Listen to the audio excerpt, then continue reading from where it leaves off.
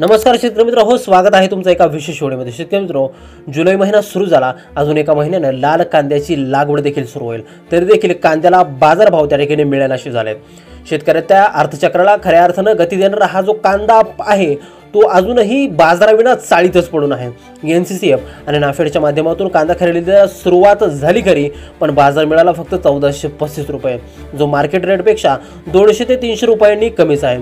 एवढंच नाही तर गेल्या 4 ते 5 दिवसापासून हा मार्केट रेट सुद्धा नाफेड आणि NCCFच्या दरासोबत त्या ठिकाणी स्पर्धा करताना दिसत आहे. आणि याचाच परिणाम म्हणून बाजारभाव हे कांद्याचे त्या ठिकाणी घसरलेले आहेत.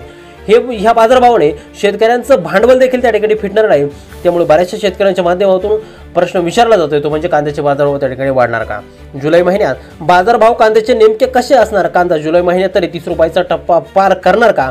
याबद्दल सविस्तर अपडेट त्या ठिकाणी व्हिडिओच्या माध्यमातून आपण जाणून घेण्याचा त्या ठिकाणी प्रयत्न करणार आहोत. त्यामुळे व्हिडिओ अगदी शेवटपर्यंत काळजीपूर्वक पहा आणि चॅनलवरती नवीन असाल तर चॅनलला सबस्क्राईब देखील करा. शेतकरी मित्र हो, कांद्याचे जे काही बाजारभाव आहे, ते कांद्याची जी काही आवक आहे, कांद्याची निर्यात आहे, कांद्याची साठवण आहे, यासोबतच सरकारचं कांद्याबाबतचं जे काय धोरण आहे याच्यावर त्या ठिकाणी कांद्याचे बाजारभाव हे अवलंबून असतात. आपण सध्या जर का पाहिलं तर कांद्याचे बाजारभाव सातत्याने त्या ठिकाणी आपल्याला घसरताना दिसत आहे. मग यामध्ये लासलगाव बाजार समिती असेल, विंचूर असेल, येवला असेल, सोलापूर असेल, नाशिक, अहिल्यानगर, पुणे हे कांद्याचा जो काही भाग आहे सर्वात मोठा, या भागातील बाजार समित्यांमधील जे काही कांद्याचे बाजारभाव आहे ते सातत्याने त्या ठिकाणी घसरताना दिसत आहे. आता यामध्ये कांद्याला त्या ठिकाणी 10 रुपये ते 15 रुपयाच्या दरम्यान त्या ठिकाणी सरासरी बाजारभाव भेटताना त्या ठिकाणी आता दिसत आहे. शेतकरी मित्र हो, आता हा दर वाढणार का अशी विचारणा त्या ठिकाणी बऱ्याचशा शेतकऱ्यांच्या माध्यमातून त्या ठिकाणी केली जात आहे. सध्या आपण जर का पाहिलं तर नाफेडच्या माध्यमातून कांदा खरेदी करायला त्या ठिकाणी सुरुवात झालेली आहे.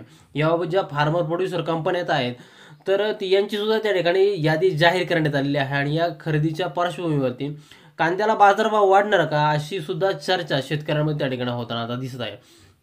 शेतकरी मित्रांनो, त्याच पद्धतीने आपण जर का पाहिलं तर सध्या बाजारातील जी काही आवक आहे ती सुद्धा त्या ठिकाणी कमी होताना दिसत आहे. कारण की बाजार वाढल्यापासून भरपूर मोठ्या प्रमाणामध्ये जे काय कांदा उत्पादक शेतकरी होते त्यांनी बाजारात त्या ठिकाणी कांदा आणला होता. आणि त्यामुळं एक कांद्याची उच्चांकी आवक होऊन त्या ठिकाणी कांद्याचं हे मार्केट त्या ठिकाणी उतरायला सुरुवात झाली होती. आणि परिणामी कांद्याच्या दरावरती तो दबाव सुद्धा त्या ठिकाणी आला होता. आणि हा जो दबाव आहे आता नाफेड आणि NCCFच्या माध्यमातून जी खरेदी सुरू झाली आहे, हा दबाव याने त्या ठिकाणी आता कमी होण्यास त्या ठिकाणी मदत होणार आहे. आणि हा दबाव जर का कमी झाला तर मुख्य बाजार समितीबद्दल जे काही कांद्याचे दर आहे हे आपल्याला पुन्हा त्या ठिकाणी वाढलेले पाहायला मिळतील.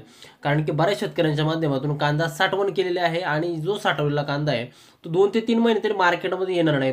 परिणामी मध्यंतरीच्या काळामध्ये बाजारामध्ये त्या ठिकाणी कांद्याचा तुटवडा निर्माण होऊ शकतो आणि बाजारभावही त्या ठिकाणी गगनाला भिडू शकतात अशी शक्यता त्या ठिकाणी अजूनही नाकारता येत नाही.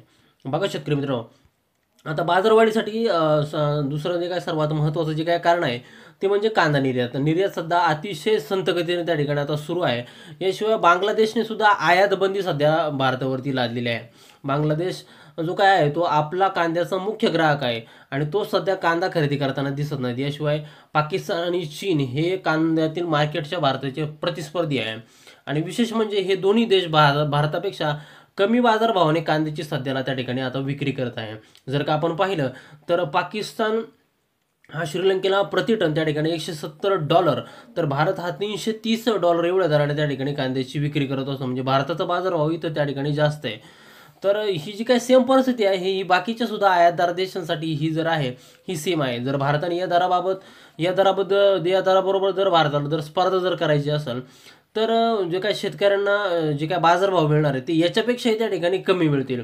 परिणामी शेतकऱ्यांना जो काय कांदा आहे तो बाजार समितीमध्ये आणायला सुद्धा परवडणार नाही. त्यामुळे वाढतं उत्पादन लक्षात घेऊन सरकारने निर्यातीसाठी अजून नवीन बाजारपेठा त्या ठिकाणी शोधायला पाहिजे असं कांदा बाजारभाव अभ्यासकांचं त्या ठिकाणी आता म्हणणं आहे. शेतकरी मित्रांनो, याशिवाय गेल्या 3 महिन्यापासून बांगलादेश सरकारने बॉर्डर बंदी करत भारतीय कांदा आयात त्या ठिकाणी थांबवलेला आहे. आणि याचा थेट परिणाम कांदा उत्पादक शेतकऱ्यांवर त्या ठिकाणी झालेला आहे. आता चालू आहे त्या ठिकाणी जुलै महिन्यामध्ये कांद्याला आता त्या ठिकाणी दर भेटत आहे ते म्हणजे 1000 ते 1500 रुपयाच्या दरम्यान आता त्या ठिकाणी दर भेटत आहे. आता भारतातून होणाऱ्या कांदा निर्मितीपैकी एकूण त्या ठिकाणी 39 ते 40% जी काय कांदा निर्यात आहे ती एकट्या बांगलादेशला होते. आता 2024-25 मध्ये ही निर्यात त्या ठिकाणी 4.80 लाख मेट्रिक टन एवढी झाली आणि त्यातून सुमारे त्या ठिकाणी 1714 कोटी रुपयाचं परकीय चलन हे त्या ठिकाणी भारताला मिळालं. बरोबर. आणि यानंतर जर का आपण पाहिलं तर बांगलादेशने ती जी काय अघोषित त्या आयात त्या ठिकाणी जाहीर केलेली आहे.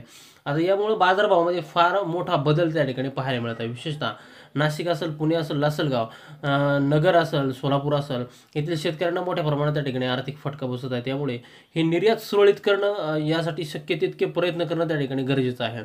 आणि ही निर्यात त्या ठिकाणी जुलै महिन्यात जर सुरू झाली तर त्या ठिकाणी कांद्याचे बाजारभाव 100% वाढणार अशी अपेक्षा त्या ठिकाणी आता शेतकरी वर्गाकडून त्या ठिकाणी व्यक्त होत आहे.